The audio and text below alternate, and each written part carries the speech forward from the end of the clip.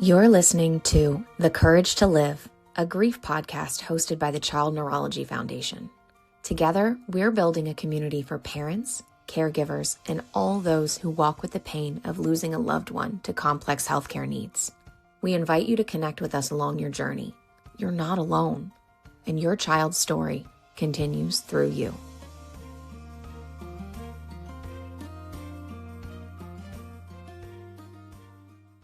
My name is Kristen Key. I am a program manager here at Child Neurology Foundation. We are so excited to have you here, Suma. And Brad, if you wouldn't mind introducing yourself, and we'll get started.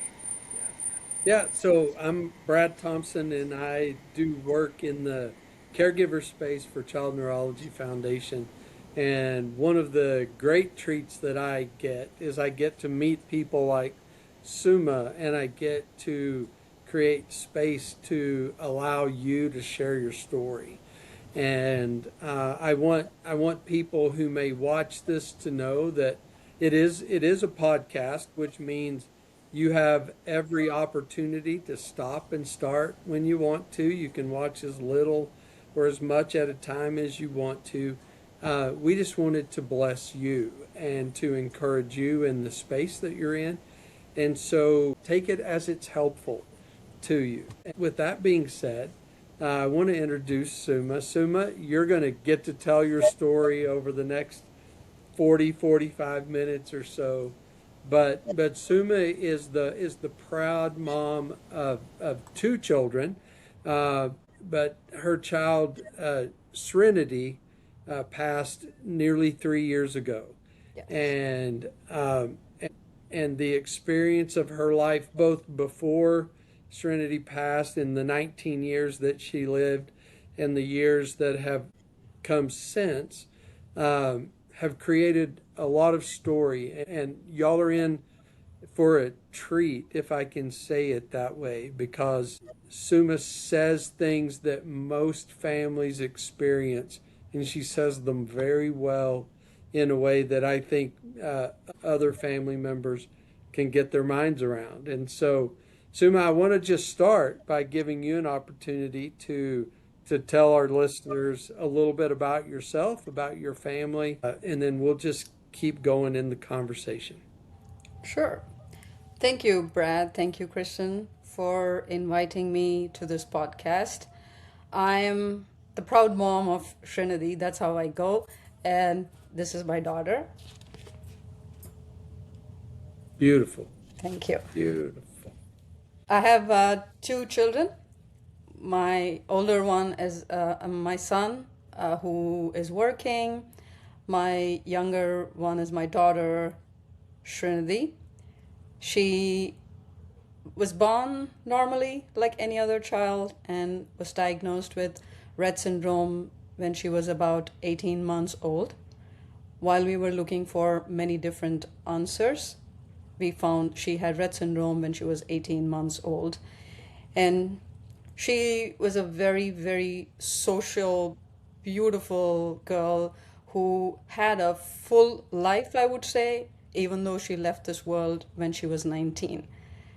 The reason I say she had a full life is, I think something which I learned from her is she knew how to enjoy every moment of her life. Whether it was a good day or a bad day, it was all smiles. And she is my teacher. I have heard a lot of life lessons from her personally in these 19 years.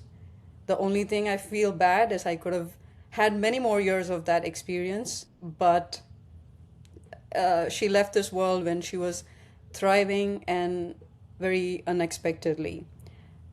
And as I say, I'm going to share with you two lives of mine, one with Srinidhi and one Srinidhi in a different form. She still is here. She was nonverbal.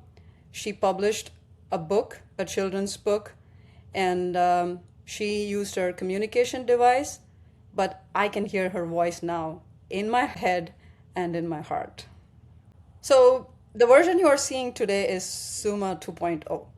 That's how I call myself, because I had to reinvent myself, and I'm still doing that.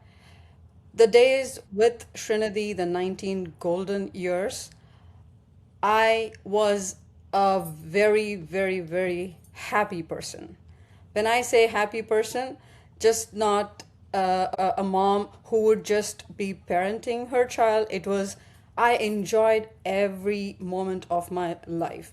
When she was diagnosed, I actually silently promised in my mind that until the day she is in this world, I'm going to be fully committed to her. So I quit my career and I was her 24 by 7 friend, caregiver. Sometimes she hated my presence, which is okay.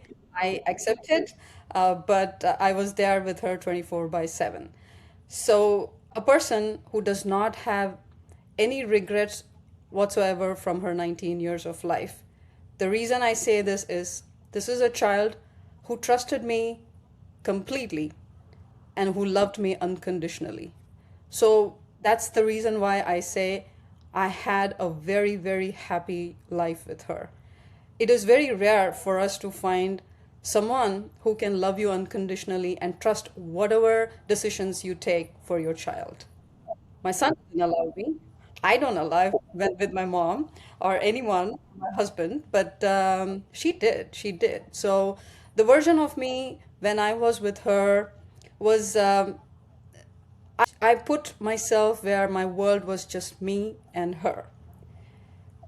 I slowly realized when she left this very later, like, a few years after that, my world was only her. I had my son who was growing up, very fiercely independent, mature young guy who was 5 years, 5.5 years older than my daughter, but made sure that he was there as a amazing sibling. And my husband was making sure that he worked so we could get any equipments possible for our daughter.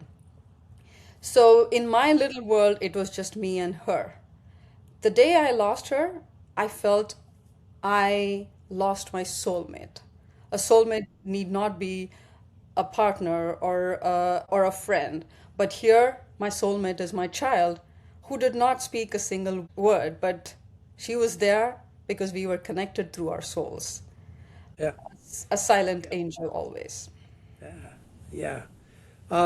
We the kind of the broad uh, title of this particular edition of our podcast is "Finding Our People," and you tell these stories very well of what life was like before Serenity, and then how when she showed up, uh, people left, but people came, and then how that has happened again over the past 3 years since her passing.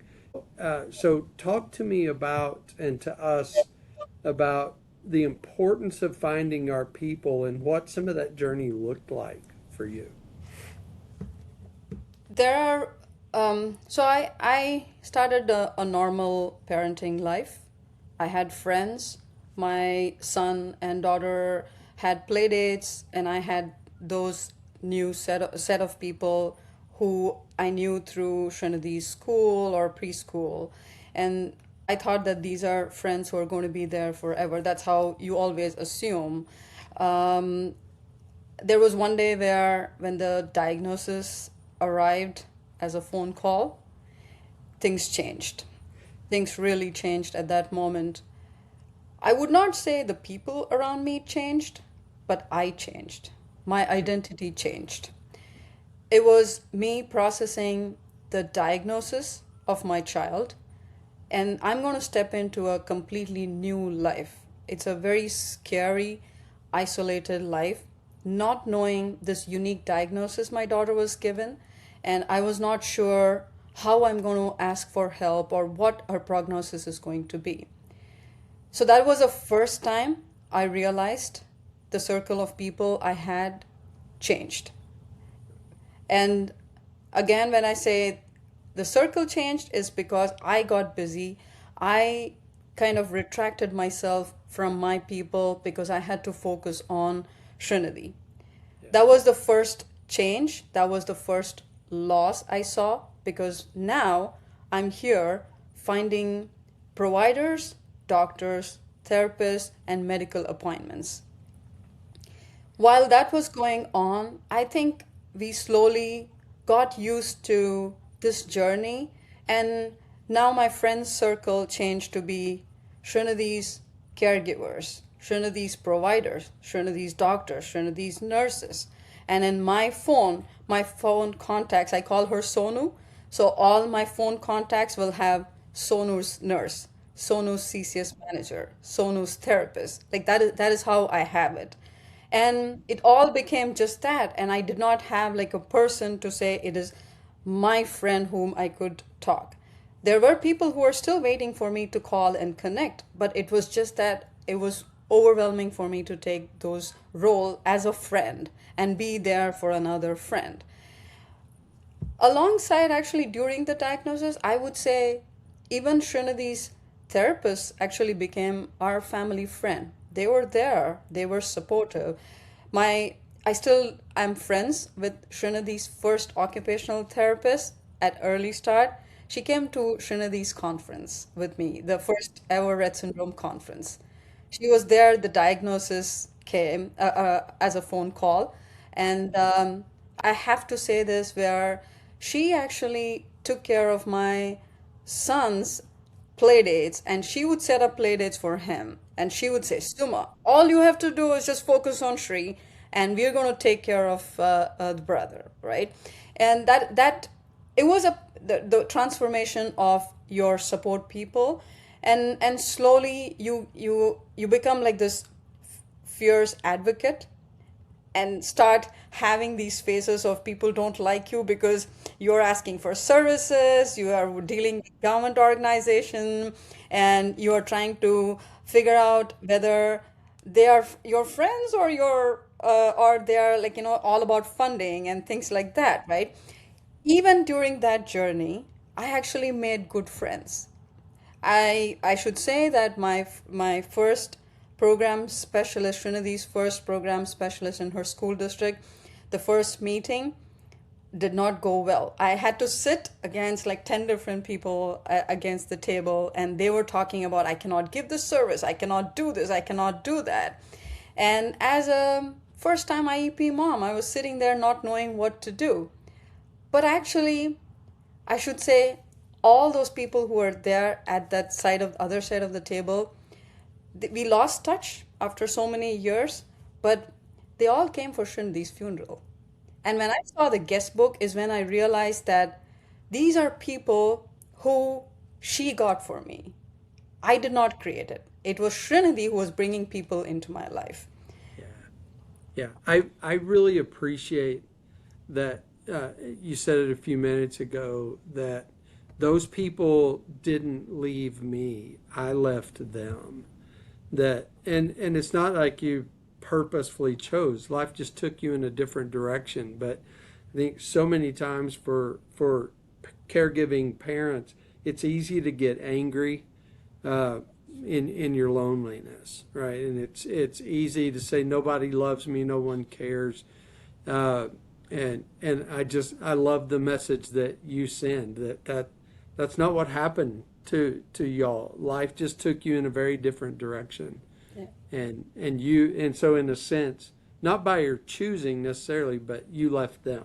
Yes. Yes. You left that more common path. As you've moved forward, you talked about your identity being, Srinidhi's caregiver, Srinidhi's mom, and that's who you are. And so since her passing, how have you seen that identity evolve? Because you're still her mom and will always be your mom. But how has that day-to-day identity kind of evolved since her passing? When I said about this happy person who was enjoying life with Srinidhi, that person actually left. And the reason why I would say it's not that I'm not happy, but that feeling of being in a joyous place is not there anymore, because I have lost my soulmate, someone who was my world. I had other support system, other people very important people in my life, but you are with your child 24/7, a place which I could, if I have to describe the first day of my life without Srinidhi, it felt like I was actually in this beautiful ride in full speed, not knowing anyone around me. I was just enjoying this ride. And there was once I was thrown out of that beautiful wagon. It was not just being thrown out of a wagon, but actually in a dark forest. That is exactly how I felt. And that is what I wrote, because I crashed on the ground when I was told that she's gone. And when I say crashed on the ground, it was emotionally and physically. Yeah. From that day on, I felt I did not know how to tread my life without Srinidhi. The house, which was really busy with people coming in and going out, and I had so many appointments, here my calendar is empty. Slowly, Sonu's therapist, no calls. Sonu's teacher, no calls. Providers, no calls, right? And your phone stops ringing. You don't get messages. But the initial 1 month, yes, you will get messages from many of your friends who care for and who knew Srinidhi, because the whole entire community was shocked by the unexpected passing of Srinidhi. It took, I call myself that I had to sculpt my different identity every day. I literally had to change one moment at a time. For the first few months is accepting, which I don't think I still have accepted. I would say, like, she just left unexpectedly when she was thriving, when she was at the best of her health, right? Yeah. But then there's this one little voice which I always hear, that, Mom, you better get up and walk. You made me work through all my seizures. You can do it. Yeah, I still hear that voice every day. The day I sit down, I hear that voice. I I really love that. There are some teachings in grief and processing through grief that talk about repositioning our loved one, right? That they may not be here with us physically, but they're still here. And that's such a beautiful example of that. She's still motivating you to get up and get going, and maybe even scolding you a little bit, like, now I get to boss you, Mom. The first journal I wrote was, I said, Srinidhi, now you have all the superpowers. It's not that you are bound to your chair anymore. You have these superpowers. Can you show me signs? The first year, every day when I would go for a walk, when movement was my first healing therapy, which I did. So I have walked so many steps that I could reach heaven. That is how many steps, how many I have walked. And we did a hiking for healing, and and I met new people. When I hear her voice, she would always be this joyous person. And I would say, Srinidhi, you have those supernatural powers. Can you just show me a sign? And there I will see either her name or her date of birth, number, or something. And I lived through those signs as my support system for the first year. And there I met, along the walking, hiking, I met some wonderful families. When I talk about people, now I choose whether I want to open up or not. It's the decision, again, I make, whether I want to show the grief side of me or the Srinidhi side of me. The reason why I say Srinidhi side is that joyous side.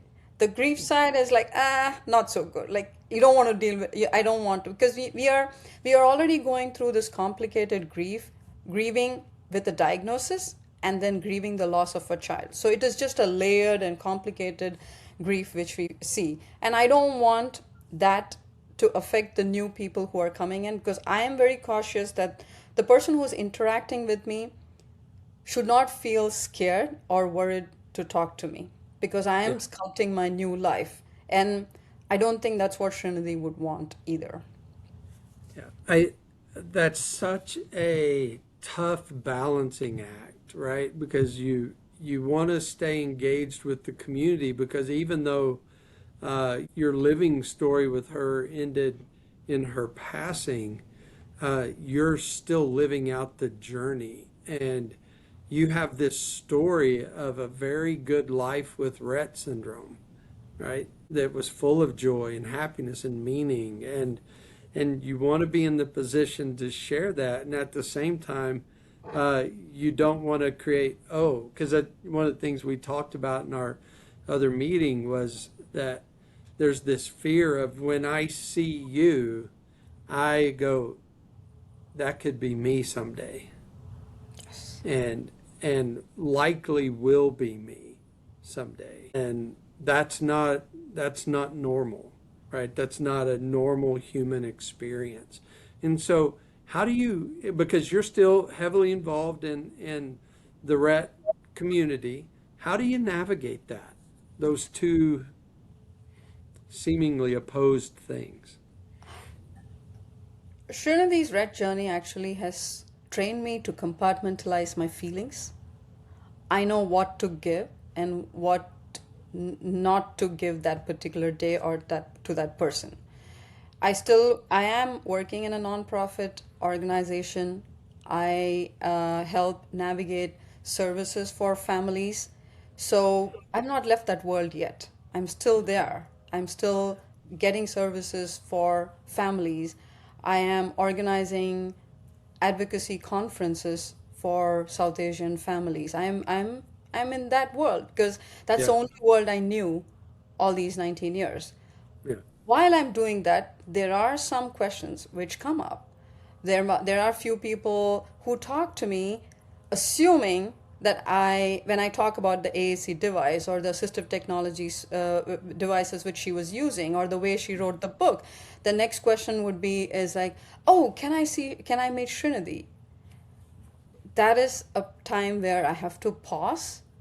I figure out whether is this person I'm going to talk, am I going to have a connection for a longer time, or is just one phone call?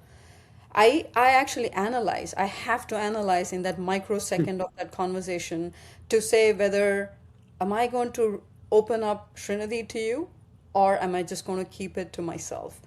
And that's how I tread every conversation. There are times where I'm talking all about Srinidhi because I know sharing about her journey is going to help another family. It's inspiring or it's motivating, or something which I talk about is her last day and how we had to create like a whole celebration of life agenda and all of that, which was very hard, but we still had to do it. And how I had an life file on my refrigerator, and when the paramedics came, my husband was struggling to talk about the medications he completely forgot, which he has given every day of these 19 years. He completely forgot. And that one life file literally saved us, because that is the one information. So I do share that part of it to some of the families to say, these are things which you have to be prepared. And it's okay to talk, like have those life file in your car, in the backpack, on the refrigerator, give it to grandma or wherever they are going, because these are things which you need to be prepared. Yeah. Yeah. Things we hope we never use, but we need to have them. Yes, Yeah. yes. Yeah. So 3 years down the road, people remember, and then they get busy, and because life goes on, right? And it's not a blasé comment. It's not a calloused comment. It's just true that everybody else goes back to the life they were living at some point. How has like year two, and I don't even like really talking about terms of calendar, years, months, whatever. But how has year 2 and even year 3 been different for you as opposed to year 1 where there's so much shock and just trying to get our mind around everything to years 2 and 3? Sure. So year one is more of a fight flight response. You have so many people around you. You feel that, wow, now I don't have to worry about it. You were in an isolated world when you have a special needs child, and suddenly you have so many people calling you, and you feel that you are in that safe zone, even though your brain is not working. The second year, people expect you to start moving on. And when you say moving on, I do not still understand that definition, because I cannot move on by forgetting my child or my life with her.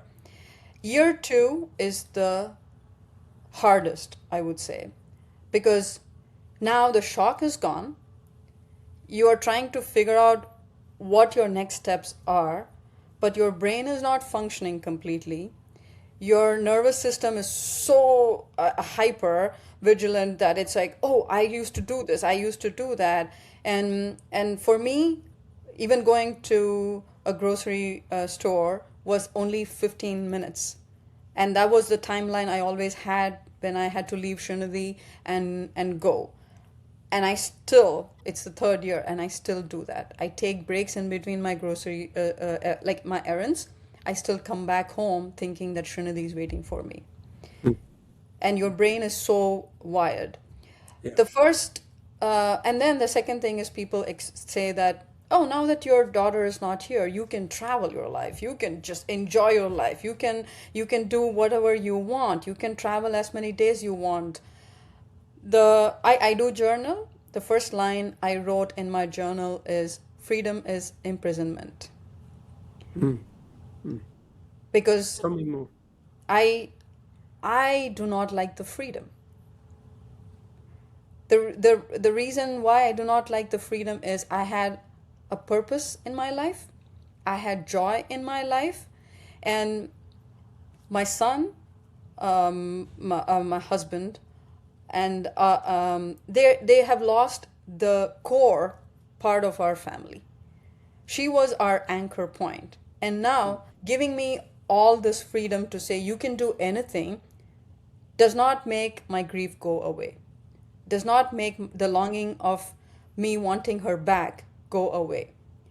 But the training she has given me, my teacher, my life lessons I have learned from her, where I started looking inward. I started walking a lot. Isolation is not new to a special needs parent. Right. It just is different because you don't have that your partner with whom I used to have these little things like over weekends when she's had a bad day, we cannot go out. We'll have our own movie dates. We will have our own things where she's not doing anything. So those little joy which is gone. So I had to talk to myself about accepting this isolation of this silent home. The toughest part was year two, to accept that this home is going to be quiet. You have lost all your people who used to call, but again, that little voice would say that it's okay, you can go for a walk, you can come back, I'm always waiting here. Even now, I have traveled a lot the second year, and coming home every time hurts me because your mind has to reset and start again to understand that no, she's not here. To talk about year three, I'm going to say that as a flatline year where you've gone through the shock, you are trying to change, your personality is changed, your identity is changed. Even the way I talk, I move. Because the reason why I say I talk, I move is I would talk to a child whose communication was through her eyes. So if you were to see me with Srinidhi, I don't think I would be facing you or talking to you. My eyes will be right on her to see her little facial communication cues. So I had to learn to actually look at people and talk. I had to literally learn that, and she was an AAC device user, right? So just last week, I was telling a friend of mine that when she would type using her eyes, she'll just say, for example, I want to eat. Her typing would be I eat want, because you're using your eyes. So it's kind of like, and I know that I do that. When I write, I see that. When I talk, my sentences are parsed and it's broken into the way she had to hear. Because that is so I learned how to talk. I learned how to walk without a wheelchair in front of me. It was a hardest thing. And then the year 3 is where you are evolving, your identity has changed. This little voice keeps saying that, Mom, you can go, you can do this, you can do this every day, right? And you're reinventing to figure out what you want to do. But now I'm not trying anymore. I'm just going to allow what is going to come, because I'm now emotionally guarding myself. I do not let any chaos within me arise at any point of time, whether it's from external noise or external environment. But now it's kind of like I'm waiting to see how things are going to change. I think that's a great word for families, to have eyes to see what's coming and what's happening. And you said something that it's phrased differently, many in different places, different people, but well-intended folks trying to encourage us, trying to paint the bright side, give you something, will say things like, now you have freedom, right? Now you can travel, you can go, you can do. But I look at them and say, the price of that freedom was way too great. And quite honestly, it's one I didn't want to pay. And so between wrestling with patience for those people who are well intended, they don't mean any harm, but they don't think it all the way through, or dealing with the guilt of, now I do have this freedom. How do you, as you've been in that space for a while, how would you speak into that? When I analyze my freedom, which I got, and I paid a very high price for that. Like I said, I never had any regrets when I was with Srinidhi those 19 years. When I got the freedom, I felt like I was just flying without an anchor. Like my legs were just flying off the ground, not knowing where to land, how to walk, how to move. That's my initial reaction to that freedom.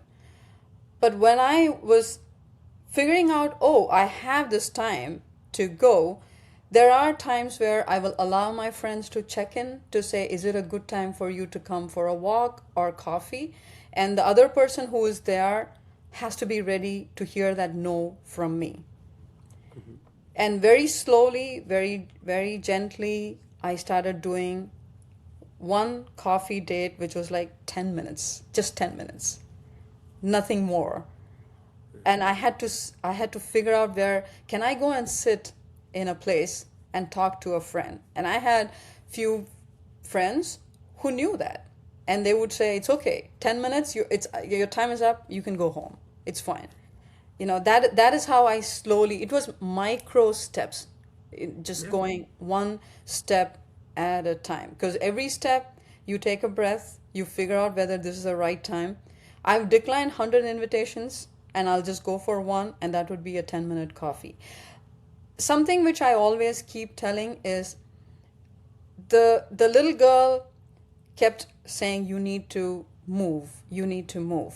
But once I started moving, once I started taking those micro steps, it was a little longer, and then I'm able to walk without that wheelchair. So that is how I learned those slow steps and accepting my freedom. Yeah. I still go back to days where I wish I just stayed home with Srinidhi. I still go back to that. It is just that I have to tell myself that if I am not happy, she's going to be very. Let me share this one moment with you where just before when I had the last glimpse of Srinidhi, I promised to her, I will make sure that I will live the life where you have given it to me, and I will be your mom forever, but I'll make sure that I'll make you proud because you put up with me, you put up with every decision you did. This is only way for me to make you feel proud. And I said that to her in her years when she left. Yeah. What a powerful motivation. We, in our Willow and Wind group training, we talk about the two rails of grief, and one is missing and one is remembering, and honoring in that remembrance. And that statement just speaks so loudly to remembering and honoring, right? That I'm going to live my life. And I get the picture of you hearing her voice and it's getting on to you. Mom, you haven't moved. Get moving. Is that kind of the way you hear it? She was a very her eyes would speak, her smiles would speak, and for me, I felt like whatever she did was something which I will say yes to it, which my son was very jealous of. It's like, how is it that she doesn't get a timeout? How is it that she doesn't get in trouble? And I always get in trouble because I always say she has accepted me 100% the way I am. She doesn't judge me, she doesn't judge anyone. So I have to give that back to her. That's my gift back to her, that I will do what she says. So as we start kind of bringing this to a close, is there any other piece of advice, story that you would just really, really love for a family in your position to hear? Sure. When I used to be with Srinidhi, I want to share these fleeting moments of fear I had when Srinidhi uses a red Rifton chair. She was non-ambulatory, so she would always be in that chair. She was able to walk with support, but that's primarily the chair which she used. There were times where my husband would have taken her into her room, and I would be in the kitchen without realizing that she was already in her bedroom. The moment I would see that red empty chair, that one fleeting moment of thought, oh my God, she's not here. I've had those thoughts. And it would just be like a flash of a second.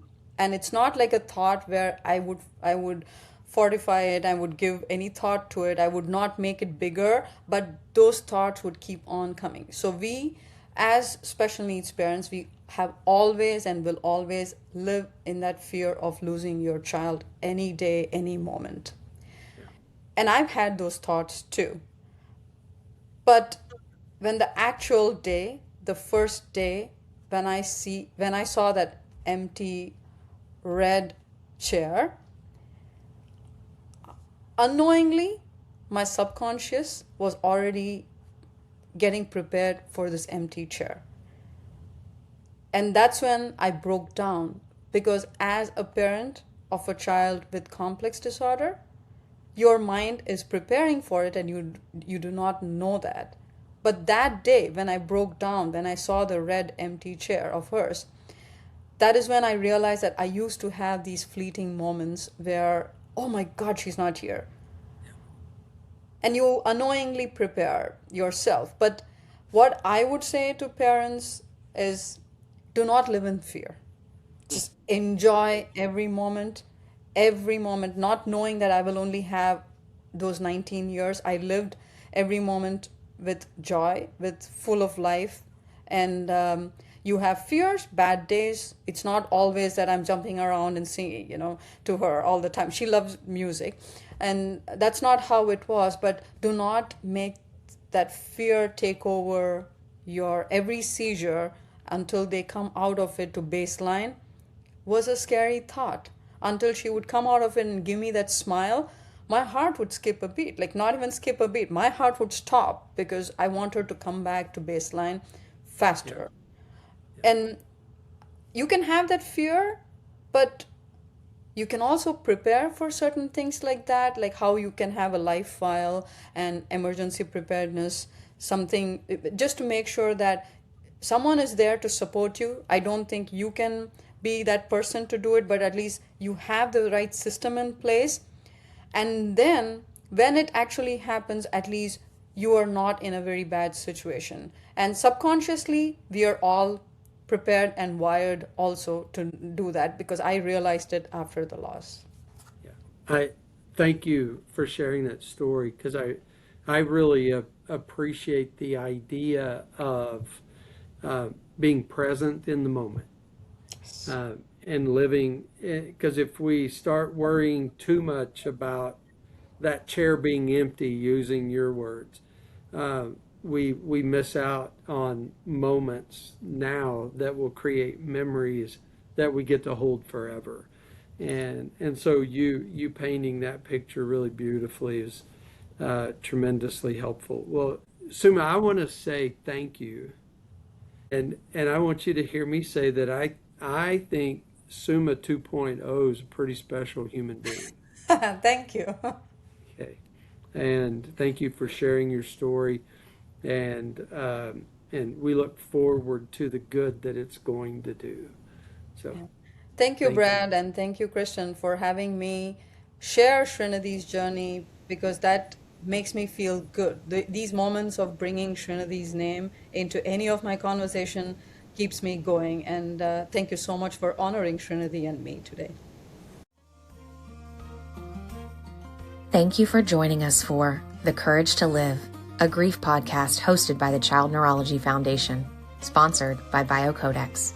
Together, we're building a community for parents, caregivers, and all those who walk with the pain of losing a loved one to complex healthcare needs. We invite you to connect with us along your journey. You're not alone, and your child's story continues through you. More information available at childneurologyfoundation.org.